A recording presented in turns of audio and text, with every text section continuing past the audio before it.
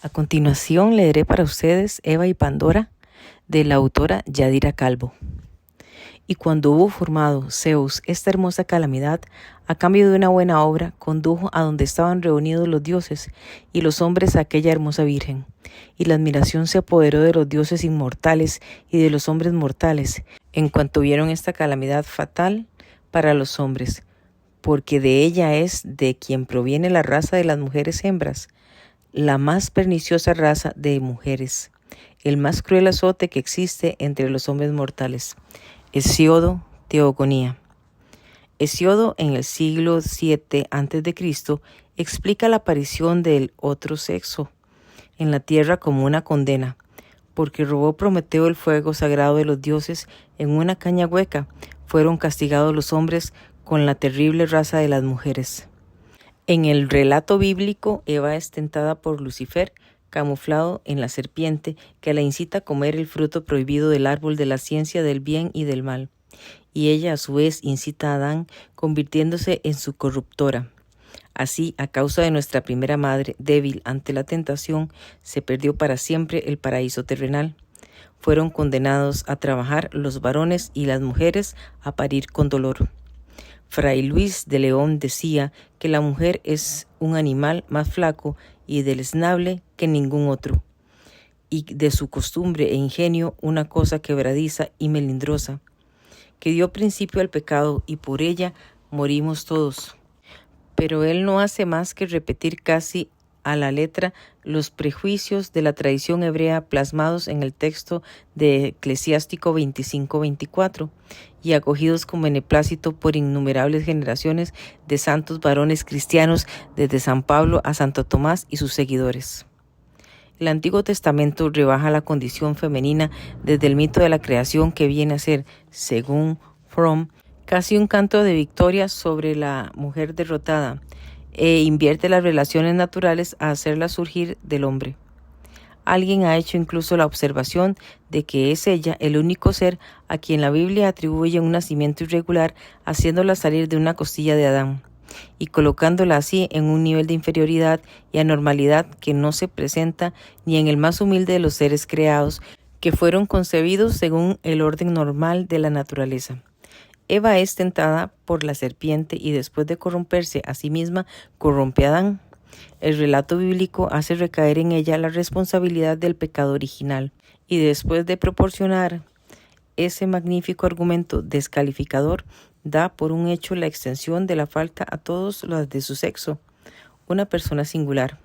Eva se convirtió en la mujer, un colectivo, de modo que las presuntas culpas de una se cargan a todas.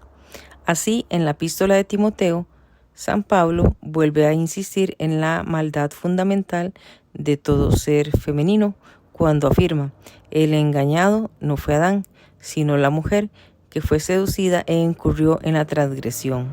2:14.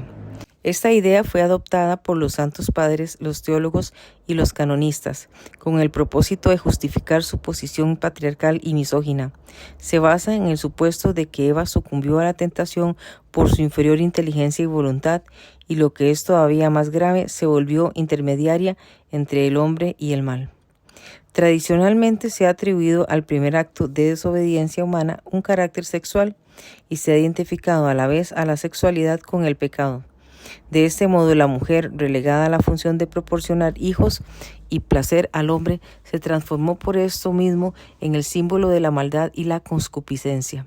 Mujer, escribe Tertuliano, deberías andar siempre vestida de luto, cubierta de harapos y humillada en la penitencia, a fin de reparar la falta de haber perdido al género humano.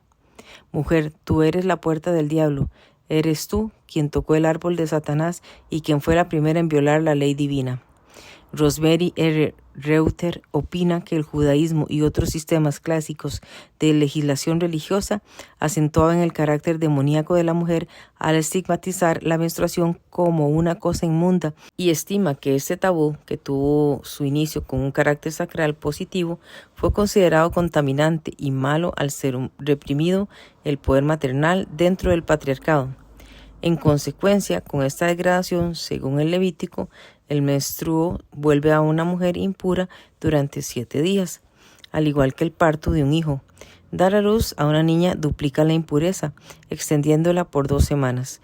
Levítico 12, 2, 18 y 19.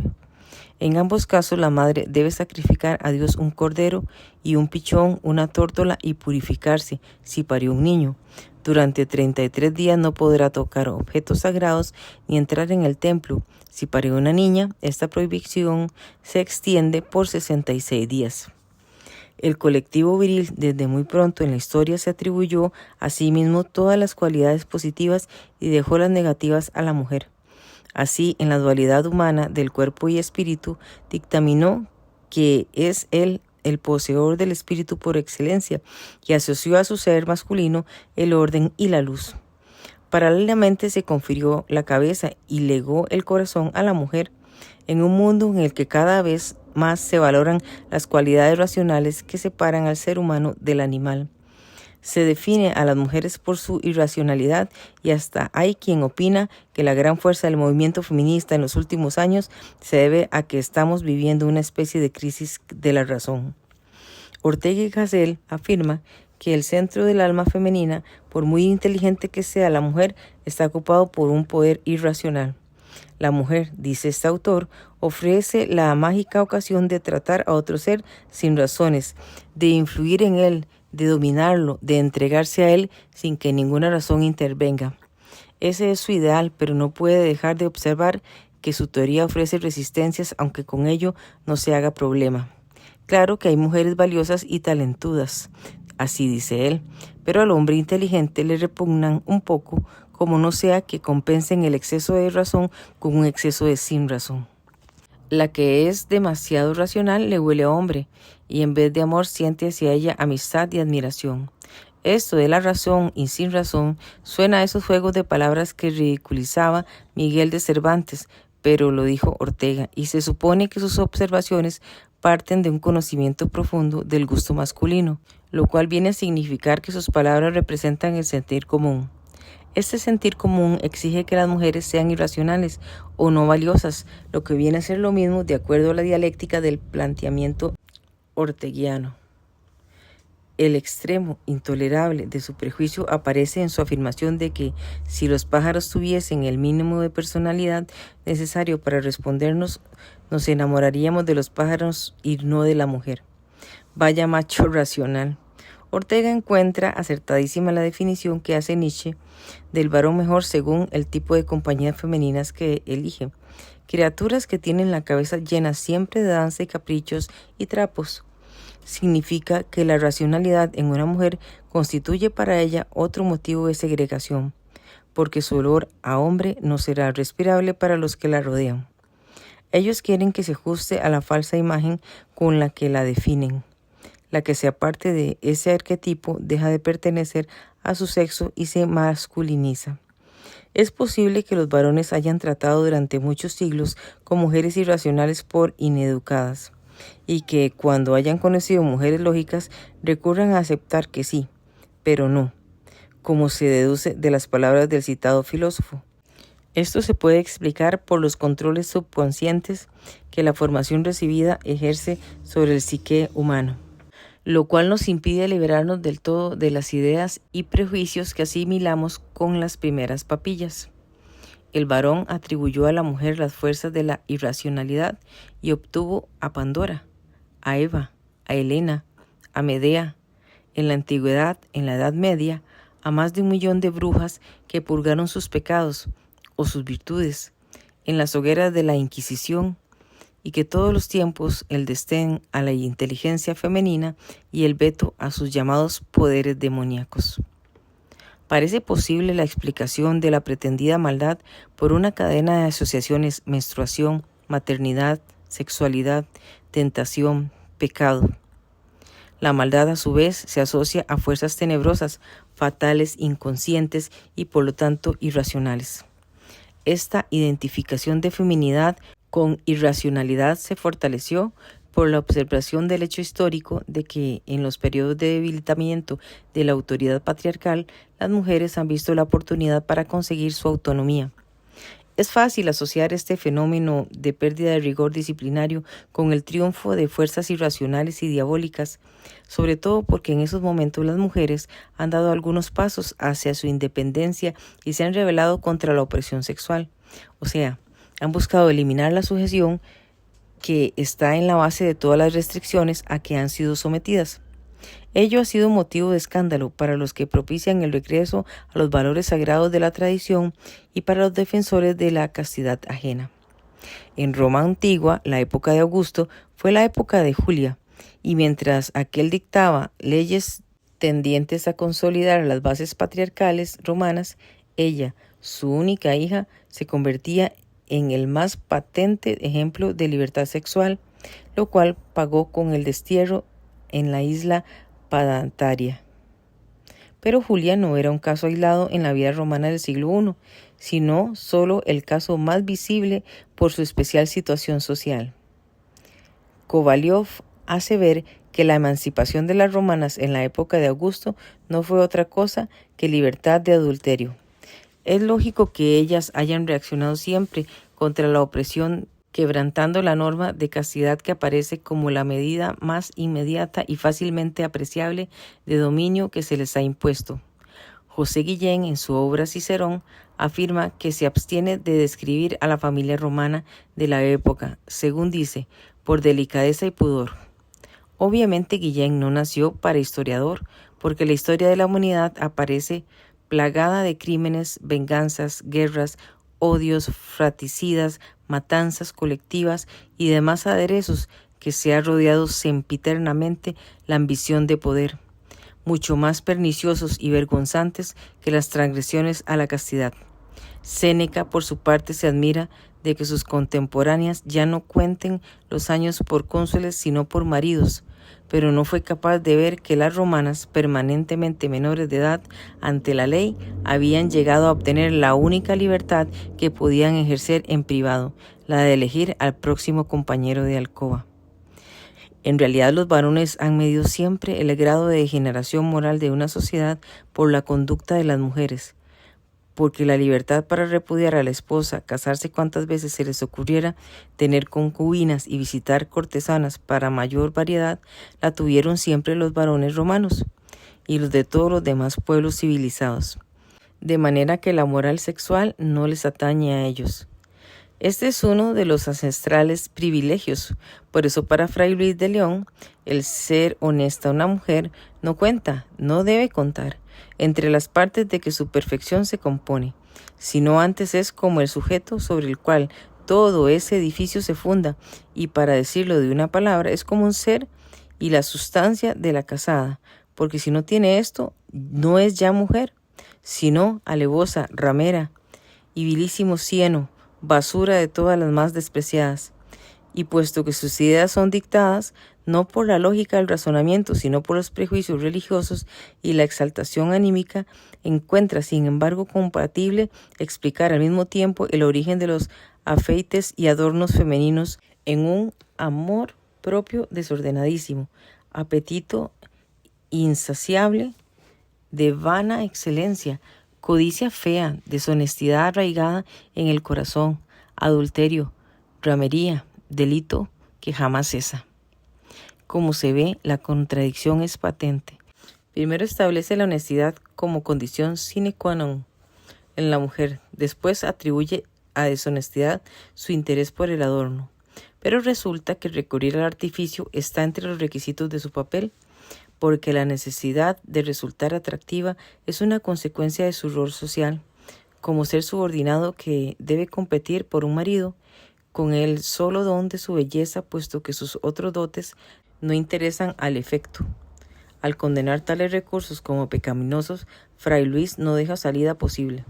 Sus lectoras cristianas deben haber llegado a la conclusión de que, siendo como él lo pinta, tan flaco el animal y tan excesiva la carga, resultaba mucho más sensato renunciar a la perfección, así pues, irremediablemente, debían reconocerse como pecadoras.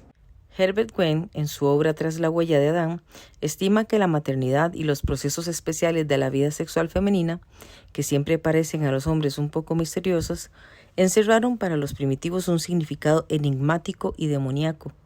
Si a esto agregamos la morbosidad sexual cultivada por los pueblos indoeuropeos y el establecimiento de la autoridad viril, más la subestimación de la inteligencia femenina, tenemos completa la figura de la mujer como origen del pecado y funesto mal.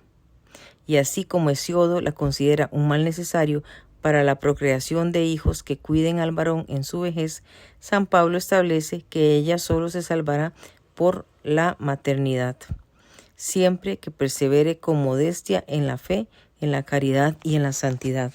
Ariel Dorfman y Hermann Mutelar hacen ver en su estudio sobre la literatura infantil producida por Walt Disney que cuando en las historietas las mujeres violan el código de la feminidad caracterizado por la subordinación, es cuando están aliadas a las potencias oscuras y maléficas, de modo que solo tienen dos opciones, y estas solo aparentes: ser Blancanieves o ser la bruja, la doncella ama de casa o la madrastra perversa.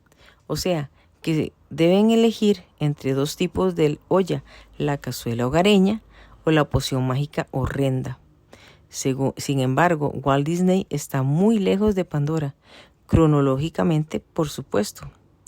Rosemary Rutter atribuye la incidencia de las mujeres dedicadas a la hechicería a dos razones fundamentales. En primer lugar, a que los misterios de este oficio se ocupa: culto, nacimiento, muerte, partería. Emanan de los roles de madre, médica y cocinera. En segundo lugar, porque el sacerdocio oficial está reservado a los varones, lo cual las empuja hacia esferas de acción no sancionadas. A las percepciones distorsionadas de sus procesos biológicos se sumarán ciertas condiciones que se suponía desarrollaban más ampliamente las mujeres, como por ejemplo su mayor capacidad intuitiva, capacidad que consiste, según la psiquiatra y psicoanalista Helen Deust, en un proceso muy rápido de captación por señales externas apenas perceptibles. Por eso, aunque hay en ella desde luego un proceso de elaboración intelectual de los datos, parece como si todo ocurriera en el campo inconsciente y afectivo. Esto hace que usualmente las personas intuitivas nos provoquen sorpresa y nos maravillen como si tuvieran poderes mágicos. Ashley Montagu define esta cualidad como una especie de sexto sentido, una habilidad para oír en la oscuridad, una capacidad para captar, por así decirlo, vibraciones de onda muy corta, casi tan pronto como se ha generado. Pudiera ser que la forma de vida de las mujeres hubiera favorecido este tipo de aptitud. En un estado de permanente dependencia sin autonomía, bajo control, habían propendido por necesidad al comportamiento secreto, al ocultamiento que las obligara a centrarse en la observación de pequeños detalles. Esto les permitiría conocer con rapidez las actitudes y pensamientos de otros para con ellas y precaverse a tiempo. Pero en la actualidad se estima que las diferencias cognitivas entre los sexos son insignificantes.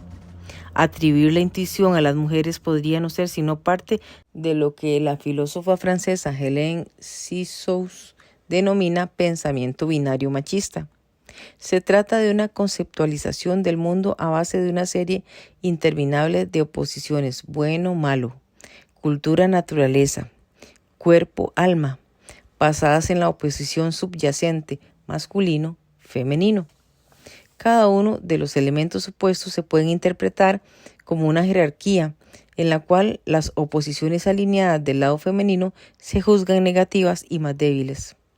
Como señala María de Jesús Santesmaces, en la historia moderna y contemporánea de creciente autoridad masculina, las jerarquías sociales vierten en su visión del mundo y en la invención de sus sociedades las mismas jerarquías que adjudican a su propia función política, social y cultural. Así fue como se achacaron al sexo femenino estereotipos que han prevalecido, tales como la naturaleza del desorden y la intuición, como actividades casi mágicas, cuando no de brujería, frente a la racionalidad lógica ordenada que se achacó al masculino y a sus certezas. De hecho, Charles Darwin, en El origen del hombre, afirma: Se admite que en la mujer los poderes de la intuición, la percepción y quizá la imitación son más relevantes que en el hombre, pero algunas de estas facultades son características de las razas inferiores y por lo tanto de un estado de civilización pasado y menos desarrollado. Aunque la intuición es una forma válida de conocimiento, compatible con el pensamiento abstracto, ha sido poco valorado para el mundo occidental, que sobredimensionó el valor del intelecto por sobre cualquier otra capacidad cognitiva. Hay quienes piensan que definir a las mujeres como más intuitivas es solo otro modo de decir que los hombres son más racionales, con lo cual ellos siempre se quedan con lo que aparentemente es la mejor parte. En este sentido, el biólogo Daniel Close considera que se trata de una trampa intelectual machista, un premio de consolación para las mujeres que les impide conseguir reconocimiento por sus propios méritos, al atribuir sus logros a algo hipotéticamente innato. Se trata de estereotipos, esto es, de percepciones o imágenes mentales exageradas y simplificadas, negativas en el caso de las mujeres, positivas en el de los hombres, que buscan justificar o racionalizar la conducta discriminatoria, las diferentes valoraciones y, en fin, la desigualdad social. Parte de ese mismo estereotipo es el que se deja ver en las afirmaciones de Óscar García Quevedo, quien en El rostro oculto de la mente afirma que las mujeres tienen una mayor capacidad en general para las experiencias extrasensoriales originadas cuando entran en acción las potencias no conscientes. Aceptar esta clase de generalizaciones atribuye a conceptuarlas como seres terribles y amenazantes, simbolizados en la Pandora de Hesíodo y en la Eva bíblica, enviadas a la tierra para dar origen a todos los males. En este sentido, la bruja es también el resultado de una denigración sistemática de las mujeres en la generalidad de las actividades conocidas por medio de las citadas asociaciones a todo lo considerado inferior: lo telúrico, lo sexual, lo irracional, lo misterioso, lo demoníaco, lo impuro, en contraposición a lo viril, concebido como luminoso, lógico, espiritual, racional, científico.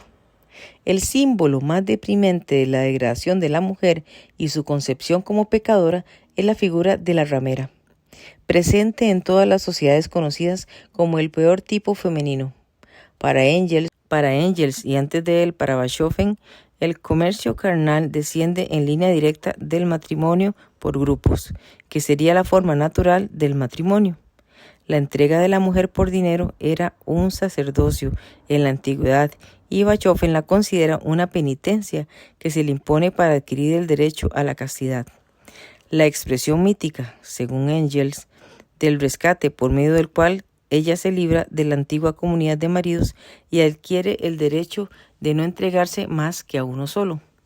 Pero a decir verdad, parece un poco aceptable esta tesis cuando se sabe que el matrimonio monogámico apareció como una institución patriarcal, jerarquizada, en la cual las mujeres están sujetas a la autoridad masculina y cuyas consecuencias se están sintiendo todavía en las manifestaciones culturales de desigualdad sexual.